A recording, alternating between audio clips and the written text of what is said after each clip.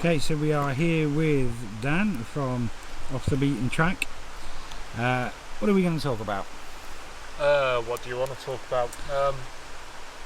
Basic sort of setup for an SRT kit for caving or mine exploration or any sort of ascent and descent. It's all personal preference mostly. I've got a bit of a mix of kit from different places that I've over the years found better than other bits. So most people start with pretty much full Petzl setup, so they'll have a Petzl stop or banana, which is descender. Also a Petzl harness, the chest harness, ascenders and everything really. I started with that about 5 or 6 years ago.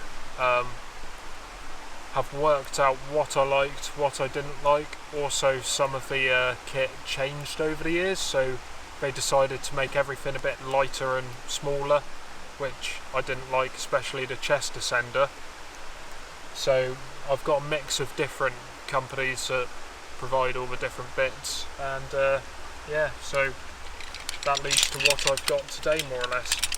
So it's a bit of a jumbled mess, I know.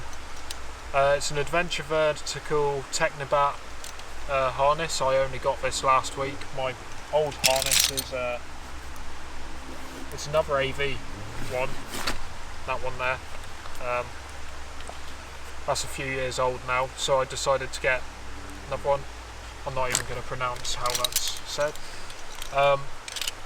Descender wise, I have two that I use. I use the Petzl stop, which is the most common of the lot. Most people will tend to go with these because they're quite safe to use and easy to use as well, and very good for taking off and on the rope in technical sort of situations. I also have a rack, which is much better for the longer drops and where you want that extra resistance. I have a different type of hand ascender, which is, I think it's made by Kong, yeah. It's a Kong Futura. It's a lot smaller, more lightweight than the Petzl ones. Again, I've had this one for a few years now. I actually swapped it for my old Petzl one because it's just more comfortable for me for going up the rope. Obviously you've got your foot loop attached to it, which is a Petzl one. Most people tie their cow's tails on rope, a bit of dynamic rope. Again, it was getting a bit untidy when doing rigging and all that sort of stuff, so I ended up investing in a pre-made set. One long cow's tail, one short cow's tail. Don't remember who made this. Alp Design, I think. Yeah. It's not dynamic, but as long as you don't shock load the rope, it's fine. Also, I've got a tether for my hand descender, which normally, again, people use a bit of rope to do it, but the knots and everything were getting quite bulky, so I invested in this bit, which is one of the Lion ones. I think it's for arborists more than anything. My chest descender, I liked the old Petzl chest descenders, but the new ones were a lot smaller and I just didn't have much confidence in them. So I've got an ISC one. Again, it's made for arborists, this one, so tree surgeons and everything.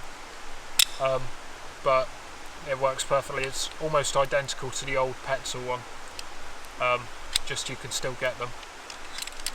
Other than that, that's more or less it. Oh, and chest harness wise, I didn't like the single bit of tape that goes over the front, so I invested in this bra harness, which I've had probably 4 years now or so, and I still love it. It's just a lot more comfortable for a longer ascent and everything, and it's easier to slacken off and everything because you're quite hunched down and tight on it.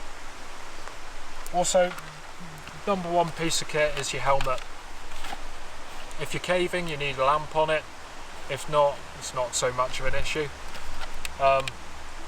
This is a Petzl one, Helios helmet, and I've put a Petzl Duo on the front of it, which are pretty much the best sort of standard caving lamp you can get at a reasonable price. I've also got an insert in it which increases the brightness of it, and it's a lot better on the battery efficiency. So normally they have a halogen bulb and either 6 or 12 LEDs in it.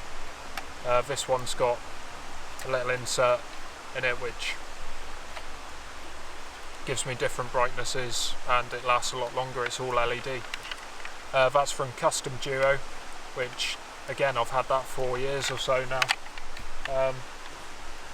That's more or less the kit that you use underground. Obviously that's not including any rigging kit, any ropes or anything, so it already weighs quite a bit, and it's not the most comfortable of stuff to be walking around in for miles on end, but it's bearable. Yeah.